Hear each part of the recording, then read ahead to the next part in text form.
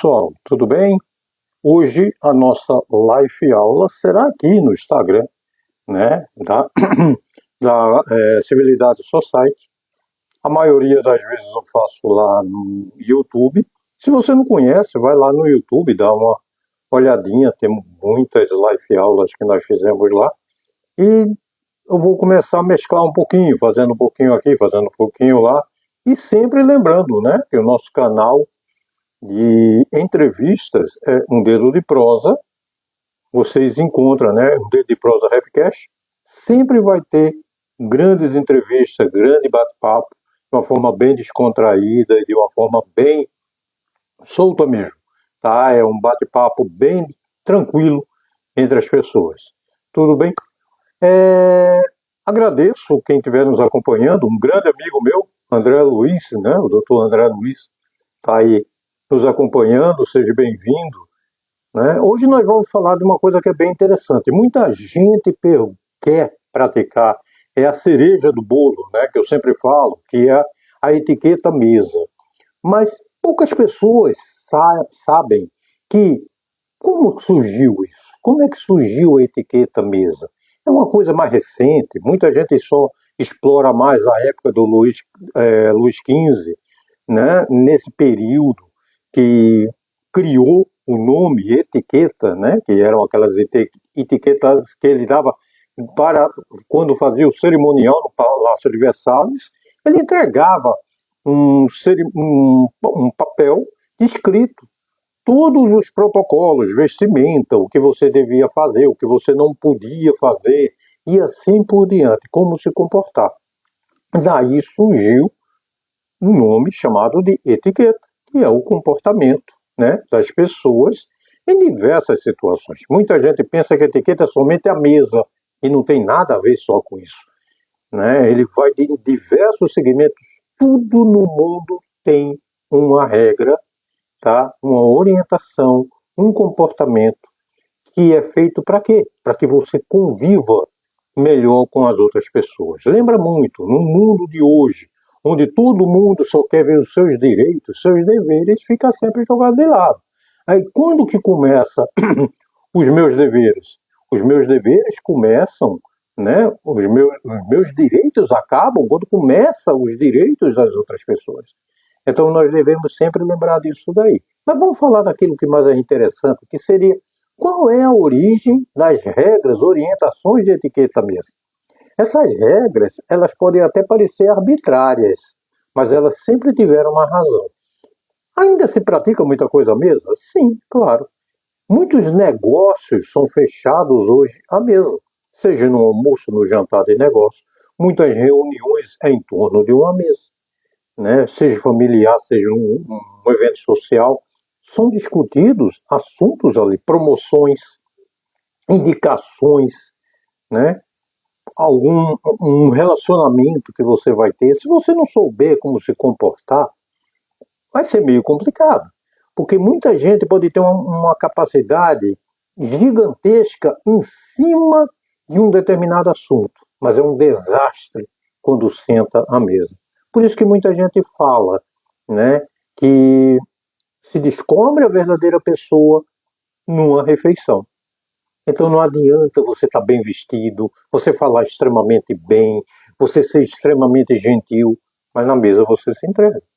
Então, são coisas simples que vão muito além. Se vocês estão acompanhando lá no YouTube, vocês estão vendo que eu já fiz vários tipos de postagens, né? Falando de talheres, falando de comportamento. Ontem eu falei sobre café, né? Até mesmo as formas das xícaras. Então, tudo isso daí faz parte que nós chamamos da etiqueta mesmo. Como é que surgiu isso? Desde a era dos faraós no Antigo Egito até o Império Romano, os poderosos sempre exigiam regras de tratamento que os diferenciasse, fizesse uma diferença dos escravos e das pessoas menos, né, abastadas, né, que não tinham dinheiro, as pessoas mais pobres. Assim teria surgido o conceito etiqueta, um costume que ganhou força na corte de Luís XIV e Luís XV.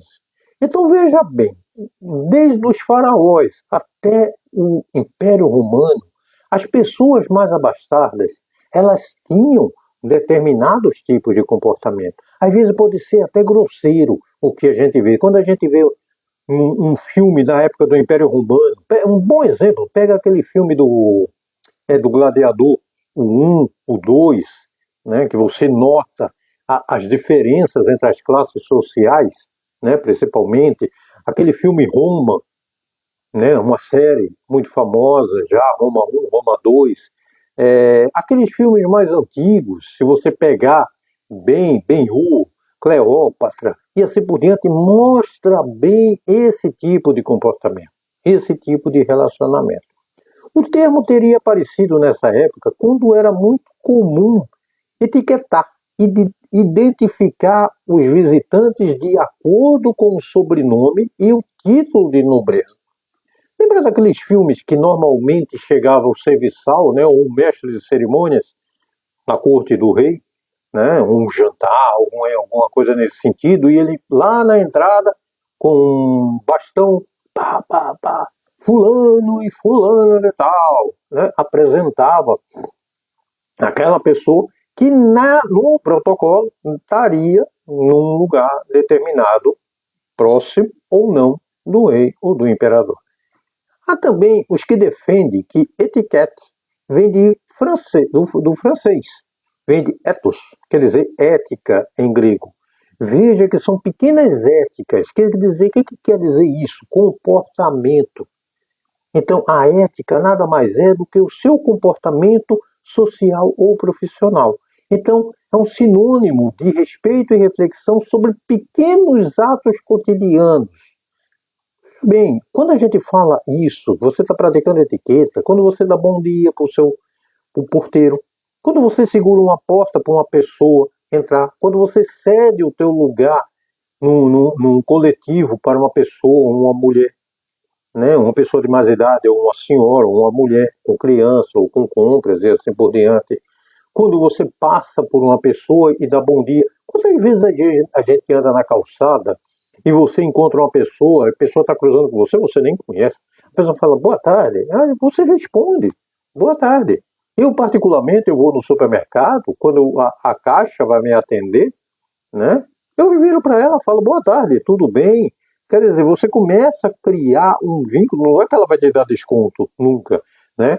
Mas cria aquele vínculo de amizade, a pessoa até conversa. Eu conversei muito com a Caixa, diz, como é que foi o carnaval? Nós falamos do carnaval, olha, eu vi você na televisão. Não, mas eu nem saí de casa, que não sei de quê.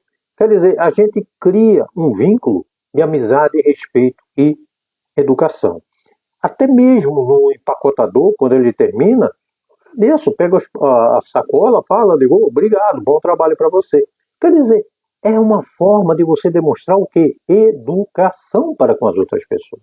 Não somente com uma determinada classe social, e sim com todas. Então, quando você faz esse tipo de coisa, você está, de certa forma, mostrando realmente o teu conhecimento e o teu comportamento. Mas foi durante o século XV, durante a Renascença, que as éticas, as regras foram colocadas em prática para separar aqueles nobres totalmente legítimos dos recém-enriquecidos chamados de burgueses. Então veja que na época da Renascença houve uma divisão de classe social. Os que eram realmente nobres, que eram imperadores, vinham de reis e assim por diante, e os burgueses que tinham ficado enriquecidos por situações ligadas à época propriamente da nobreza, o ligamento com o rei. Vamos lá, alguns detalhes. Chamado Boca Santa. Na antiguidade, o sommelier provava todos os alimentos da realeza para checar se não havia veneno. O título vem da palavra provincial, antiga, para encarregado, aquele que despachava mercadorias. Ele fazia uma prova de tudo que era colocado na mesa. Sommelier, ele se especializou basicamente mais para frente em vinhos, mas ele era uma pessoa que provava tudo. Lembra que naquela época todo mundo queria matar todo mundo, né, para ocupar lugares. Então, veja que quando nós falamos sobre isso, falamos sobre os encarregados, as pessoas mais dentro disso daí, né, que tinha uma função específica, o sommelier era aquele que punha a vida a risco. Né? Se alguém estava afim de matar o príncipe, o nobre, o rei, alguma coisa, era você que ia beber primeiro o vinho. Se tivesse envenenado, quem morria era você. Ele deve servir primeiro mulheres e depois os homens, a partir do mais velho. Quem escolheu o vinho é sempre o último a ser servido. Então veja que coisa interessante. Nessa época, você continuou já fazendo a prática da educação. Então quer dizer, quem você serve primeiro? As mulheres. E depois quem? Os homens, partindo do mais velho. Uma sociedade hoje, que atualmente se desvaloriza demais o idoso, né? Você veja que essa prática de valorizar as pessoas mais velhas é antiga, como uma forma de respeito pelo conhecimento deles adquirido e experiência de vida. Lenço anti-sujeira. A origem do guardanapo é muito incerta, tem muitas conversas, tem muitas histórias para lá e para cá, mas acredita-se que ele foi criado por Leonardo da Vinci no século XV, época em que ele era serviçal de cozinha. Que coisa interessante, né? Leonardo da Vinci, um grande inventor de um monte de coisa, ele começou por baixo. Ele era um serviçal de cozinha. Né? Poderia ser ali um cozinheiro, um auxiliar, lavava prato ou fazia alguma coisa nesse sentido. A ideia era utilizá-lo no colo para não sujar os trajes. O costume persiste até hoje. Use-o para limpar a boca entre uma garfada e a bebida. E quando se levantar, coloque de volta à mesa no lado esquerdo. Lembra, o guardanapo em tecido ou mesmo de papel, ele é colocado no lado esquerdo da pessoa ou, esporadicamente, no centro do prato. Quando a pessoa chega, sentou à mesa, o que é que ele vai fazer? Ele sentou todo mundo à mesa. A primeira coisa que você faz é tirar o guardanapo daquele prendedor do guardanapo e colocá-lo no seu colo. Você faz isso no guardanapo de pano, de tecido. O guardanapo de papel, ele permanece junto ao lado esquerdo do prato. Veja que quando a gente fala de limpar a boca entre uma garfada ou uma bebida, é basicamente um sentido de higiene propriamente dito. Dependendo do tipo de comida, a sua boca vai ficar engordurada. Então, se você for comer, vamos supor, comer alguma coisa que tem um pouco de gordura, se você for beber alguma coisa, né, ela vai alterar o sabor da bebida. Então, você limpa a boca. Lembrando que quando você pega um guardanapo, você não está tirando uma graxa da boca, uma tinta e assim por diante. Você limpa a boca de uma forma discreta, né, para tirar aquela gordura. Dobra novamente e coloca no colo. Né, sempre o lado da sujeira, dobrado, né, formando uma dobradura que você vai olhar. Levantou, terminou, você levanta, coloca no lado esquerdo, onde ele estava, nunca em cima do prato. Mesmo se ele estava em cima do prato, sempre você coloque ao término da refeição ao seu lado esquerdo, ok? Um outro detalhe, as mulheres que normalmente vão no restaurante, algum encontro, alguma coisa assim, tire o excesso de batom, sempre vai dar uma alteração. E é muito desagradável você numa taça, seja na casa de alguém, ou seja no evento, alguma coisa assim, você deixar aquela marca de batom na taça. Aí fica a taça toda cheia da marca dos seus lábios. Isso daí não é muito elegante, principalmente às vezes com uma mulher que está tão bem vestida ou está bem acompanhada por uma outra pessoa. Cura canhoto. Os talheres ficam enfileirados. Garfos à esquerda e... Desculpa, à esquerda desse lado. Garfos à esquerda, facas à direita. Se há vários deles, é sinal que a refeição vai ter muitas etapas. Entrada, prato principal, prato secundário, etc. Comece a usá-los de fora, né, para dentro, em relação ao prato que está no centro. O costume surgiu como forma de obrigar todos a serem destros. que utilizarem, né, aprenderem a trabalhar com a mão direita. Já até o século XIX, o canhoto não era muito bem visto da sociedade. Era dito como uma pessoa que era um pouco mais complicada, era uma pessoa que tinha uma tendência a nunca se ajeitar direitinho no dia a dia no mundo. O garfo foi introduzido na França em 1540 por Catarina de Médici e se tornou um sucesso por diferenciar as pessoas ricas e pessoas pobres que comiam com a mão. Então, a pessoa pobre, ela não comia com a mão. Então, é uma forma deselegante hoje, quando a gente pega alguma coisa e vai comer com a mão, principalmente num evento. Pô, mas vem cá, Valso, tu tá falando, e se tiver uma coxa de frango, alguma coisa nesse tipo, corte, vai tirando os pedacinhos, não vai pegar aquele ossinho e ficar chupando. Não fica legal. A gente até aceita determinados tipos de comportamento, é uma coisa em casa, familiar e assim por diante. Mas, de preferência, quando você estiver em casa, você pratique isso, né? Para que se torne realmente uma condição até melhor, né? De você saber se virar numa situação que seja uma coisa social ou mesmo profissional. Bem falado até em relação no caso do garfo, né? Ela basicamente, como eu contei na história, a Catarina, ela se casou com um nobre veneziano, né? E quando ela chegou levando esse instrumento, foi muito mal visto pela igreja. Porque se você ver e imaginar bem, o garfo, né? Ele lembrava muito a forquilha do diabo. Então estaria associado, né, a um instrumento diabólico. Então, durante um determinado tempo, a igreja caiu de cima e foi um mundo de até realmente se firmar.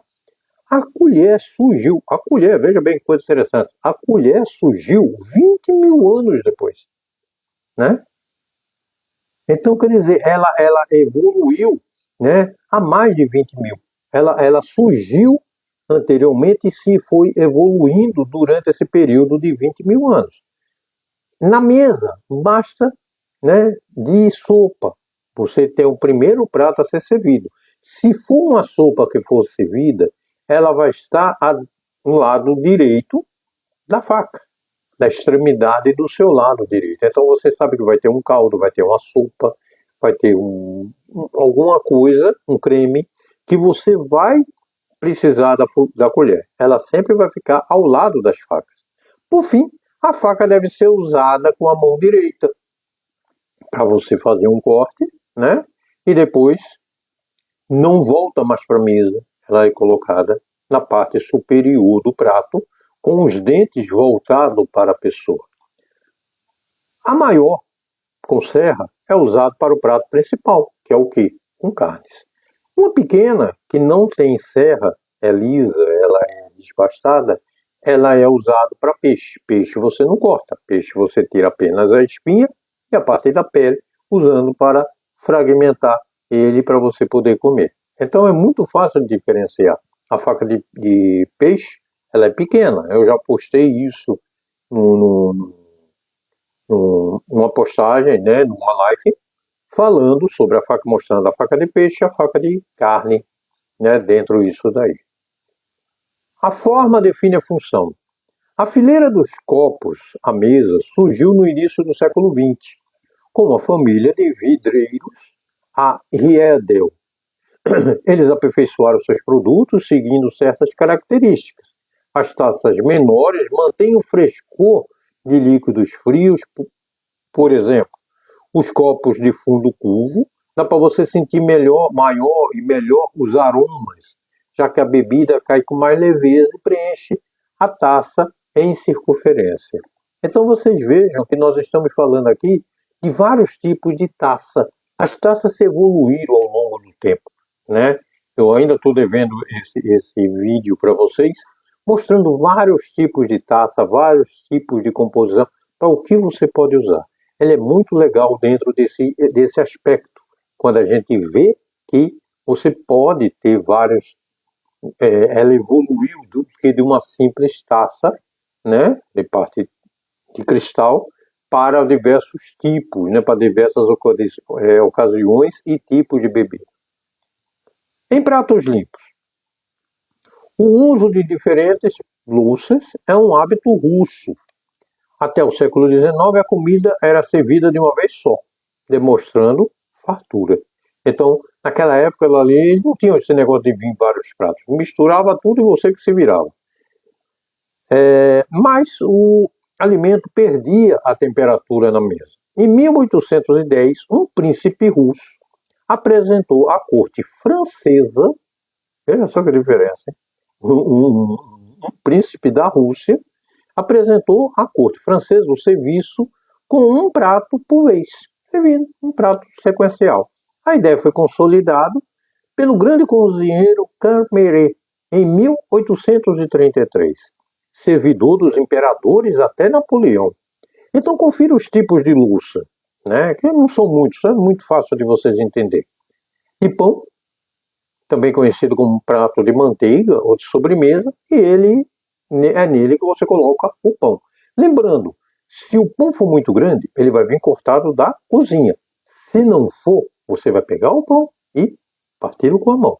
Nunca corta o pão à mesa, tá? A gente já falou sobre isso, que é, por um sentido religioso que a gente deve respeitar, independente da religião. Suplá. Suplá é um grande prato, é grande, raso para proteção e decoração. O suplá você não usa ele para comer.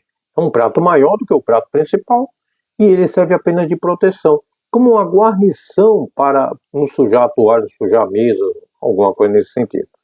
O prato raso para a refeição principal, carne, peixe, salada, massa, etc. E o prato fundo para sopas, massas recheadas com muito molho e assim por diante. Então, veja que existe só 4 tipos de prato, né? Pão, o suplá, que é apenas de enfeite, o prato raso e o prato fundo. Agora a parte final dessa história toda. Muito fácil quando a gente fala do orgo sobre controle. O que é o orgo? Lembra de Cher? Aquele orgo, né, que se apaixona pela princesa de um castelo, mas ela também é uma ogra. Então, quando a gente fala de orgo, nós estamos falando de uma pessoa extremamente grosseira, mal educada, que não tem respeito por nada e não tem um comportamento exemplar. Quais são as dicas para você fazer um jantar, fazer bonito num jantar sofisticado e chique? É fácil. Só comece a comer quando todos estiverem servidos. Ou, no caso, o anfitrião mande todo mundo comer. Vamos supor, se tiver muita gente, tiver mais de 100 pessoas numa mesa, um grande evento, né? Até servir o primeiro, a tua comida já gelou, né? Então, não tem como. Normalmente, o anfitrião espera chegar na metade e já autoriza as outras pessoas a comer. Lembrando sempre, a maioria, quando é uma quantidade pequena, começa e se espera que o anfitriã comece a comer. E encerra quando ele terminar de comer. Então, quer dizer, as pessoas normalmente têm aquela mania. O dono da casa parou de comer, mas você está comendo. Ah, não, ele, lógico, né, vai virar para você, não, se sirva. Né, não, fique mais à vontade, se você gostou, pode pegar. E o cara vai lá e enche o prato de novo. E não é assim. Né? Coloque em pequenas quantidades que você vai sempre ter uma quantidade razoável e vai matar a sua fome. Você não vai matar a sua fome da semana no jantar ou no almoço. Não fale alto nem gesticule demais, principalmente com os talheres. Né? Falar alto é uma falta de educação muito grande. Então as pessoas têm que entender que você tem que conversar com as pessoas do lado, da frente, e assim por diante, num tom, né, que todos entendam e também não incomode ninguém. Jamais coloque os cotovelos à mesa. Mesmo que você tenha terminado de comer, você não apoie os cotovelos na mesa. O máximo que é aceitável ainda é o antebraço. Sempre são o pulso. Então, evite sempre colocar, mesmo que você estiver conversando, ou estiver extremamente apaixonado pelaquela garota, aí você apoia, né, os braços assim para ficar conversando com ela. Não tem nada a ver uma coisa com outra. tá? Nunca se coloca o cotovelo em cima da mesa. Ao terminar, coloca os talheres do prato ao seu lado à direita. A serra da faca para dentro do prato. O garfo virado, os dentes virado para baixo. Então você coloca, né, ele numa posição de 3,15, tá? Colocando ele assim. Por que isso? Porque o garçom, quando ele vir te tirar, né, ele vai tirar pelo teu lado direito, ele pega o prato com os talheres com mais facilidade. Não se amontoa prato, tá? Achando que vai facilitar a vida do garçom. O garçom sabe como ele vai organizar a levar aqueles pratos todos. Não empurre o prato. Muita gente tem mania de terminou de comer, ufa, cara, cansei, empurra o prato para frente. O prato, quando ele é colocado naquele local, ele começa e encerra a refeição no mesmo lugar. E por último, gente, isso daí é uma coisa muito... Olha, tem situações que é extremamente horrível.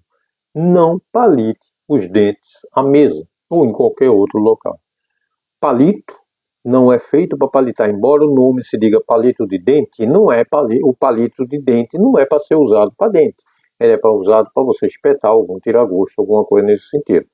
Entrou um pedacinho de carne, está incomodando alguma coisa no meio dos teus dentes, peça licença, não precisa dizer o porquê, vá no toalete, lá uma boa casa ou um bom restaurante, né, razoável, ou mesmo com você, fio dental, tem alguma coisa que está te incomodando, aquelas que tem umas escovinhas que é pequenininha, com as pastas também, que é pequena, que você consegue, escova teu dente e tal, ou use o fio dental para limpar, ou até mesmo em alguns restaurantes, em algum evento que eu já vi, tem até palito de dente no próprio banheiro. Então você palita teu dente e tá, lava a boca, lava o rosto, tudo, puf, joga no lixo e volta na mesa. Numa boa, tá? Não, é aquele detalhe, muita gente tem mania que vai tá à mesa e precisa ir ao toalete, aí vira lá, tem aquela mania de anunciar o que é que tá fazendo. Ô, gente, dá licença aí que eu vou tirar água do joelho. Ih, ai, eu tô com vontade de fazer xixi, eu vou, que não sei o que. Ninguém tá interessado o que é que tu vai fazer lá no banheiro. Ninguém tá interessado. E outra coisa também, se for possível, não precisa você levar uma comitiva para ir no banheiro. Você sozinho pode ir. Você é maior de idade, você não é criança. E outra coisa, não tem nenhum bicho-papão ali dentro, tá? Tirando aqueles filmes, né, que a gente vê um monte de coisa, né, um 007, daquela Missão Impossível, que acontece um monte de coisa no banheiro. O banheiro normal não tem nada demais. Você pode ir, vá normalmente, tá? E pronto, volte, sem problema, tá? Valeu! Eu agradeço quem acompanhou. Doutor André, obrigado por ter acompanhado minha live aula. Indica, fala para outras pessoas. Oh, tem um canal muito legal, ensina bastante coisa, a gente fica muito contente. Não conhece o YouTube, tá? Da confraria, né? Do Mania da Confraria é o nome do outro, tá? Do Civilidade Society. Visita, tá no meu nome, @Valdson Vesselotti, Civilidade Society. Tem muita coisa, eu coloco muita postagem, tem muitos consultores que compartilham, gostam de compartilhar nossas ideias, de bater um papo, isso daí fica muito legal. Espero que vocês tenham uma boa semana, em breve eu vou fazer uma outra live aula, dessa vez vai ser lá no YouTube. Passa por lá, visita, vê nosso canal, prestigia, não esqueça de dar um like e chama as pessoas, a gente fica muito contente quando tem mais e mais gente participando com a gente. Valeu? Abraço, bom resto de semana, bom trabalho. E vamos lá, né? Segunda-feira começou o ano. Não sabia disso? Feliz 2025. Agora daqui para frente, meu amigo, é trabalho. O resto para trás só foi farra. Então agora daqui para frente é trabalhar, trabalhar. Porque ninguém dá nada para ninguém. Valeu? Abraço. Tchau, tchau. E sucesso para todo mundo. Tchau, tchau.